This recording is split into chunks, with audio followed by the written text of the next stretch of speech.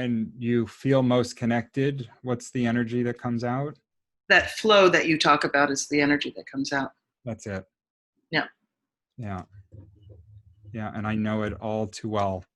Do you, how are your dreams? Ooh, complicated. Have you started to tap into them? They're, they can affect my whole day. Yeah. I just You're ha- started a dream journal again, just because they've been pretty intense and a lot to do with past stuff. They're very vivid. I have very vivid dreams, and and sometimes they can be, they're very emotional. My dreams are very emotional, and uh, so it's about relationships for the most part. So your dreams are serving two primary purposes, the way I see it here. One is to allow you to help eviscerate the energy of past experiences, because it's sitting in Scorpio, which is going to be calling you back into emotional events of the past. But the second, which is what I love when I see this placement, is that it is a gateway to the spiritual realm.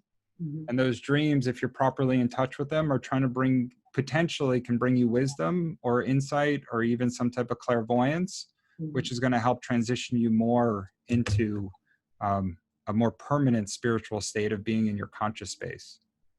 So think of it as a gateway or as a conduit that's trying to connect you through your subconscious. When the mind's in the subconscious state, when we can turn off the conscious mind, which is what happens when we're sleeping, some people successfully get to it deeply in meditation.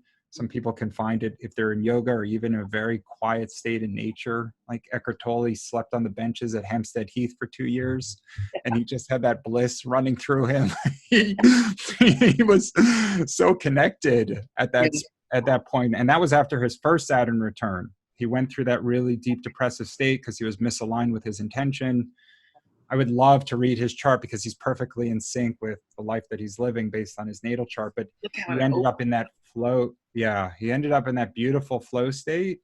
And when he was able to turn off, it's really not turning off, it's really just accentuating spiritual energy, which dissolves some of the egotic or conscious intention. And that starts to connect you more completely with a spiritual consciousness.